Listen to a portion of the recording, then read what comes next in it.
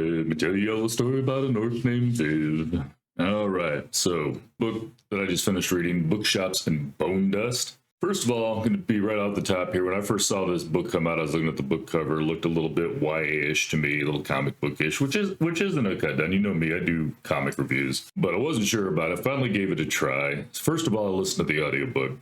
Absolutely listen to the audiobook. It's actually done by the author, Travis Baldree. And I remember listening to this and I'm thinking, you know, for a guy who's reading his own book, this guy is good at the voices. I mean, really good at the voices. Well, did a little research, come to find out, well, that's because he's a voice actor in the first place.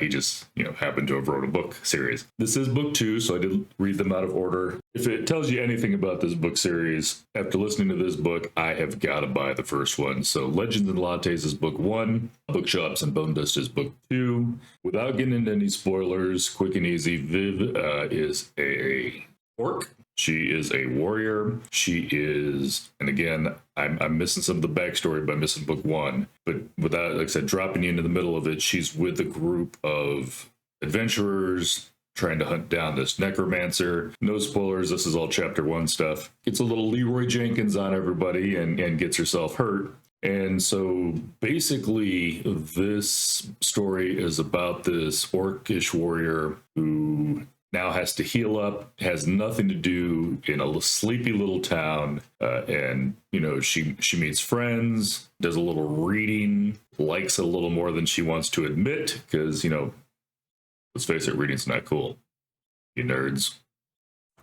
It is a lot more fun than I thought it was going to be, and some of that may be Travis's reading as well. Like I said, if you want to listen to a guy who certainly knows how to do voice acting while reading a book, then, you know, this is one you should give it a try to. Definitely start with Legends and Lattes. Again, I haven't read that one, but I know I'm going to. I'm just a stickler for reading books in order. And, you know, I'm feeling kind of bad now because now I got to go back and see what happened or how we got to this point. Because it really does a great job of opening up like you feel like this is the beginning of a story. This could totally be a standalone, but now that I know it's not a standalone, I want to go back and see how we got to this point. But yeah, she's a warrior, she's an orc, she's restless. And, you know, things happen because otherwise it'd be a very boring story. But definitely try it out. Great cast of characters. For those of you who like a heavily female cast, this is definitely for you. I will give it this. For a book that is, like I said, a heavily female cast, the males that are in it are still strong stories.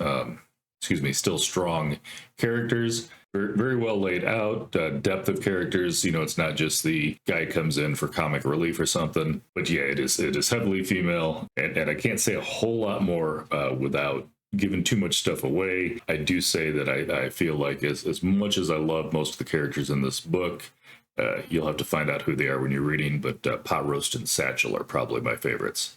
So like I said, definitely give this one a try. Start with Legends and Lattes. I'm going to go back and read it now because I got to. Bookshops Bonedust was excellent. Like I said, you can totally read it as a standalone. He did a very good job of setting it up so that would be happening. But you end up falling in love with the characters, and you really want to see where this all started. All right, have a good one. All right, quick addendum.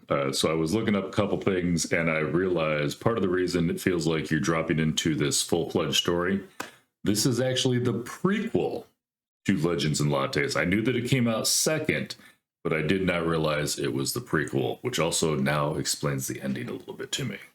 All right, just throwing that out there because I know somebody's going to say something because they're going to be like, it's not the sequel. You're correct, it's not the sequel. So I'm almost kind of reading these in order now, as weird as that is, because again, I usually like to read them in the order of publication, but now I've read them chronologically. All right, that's all I got.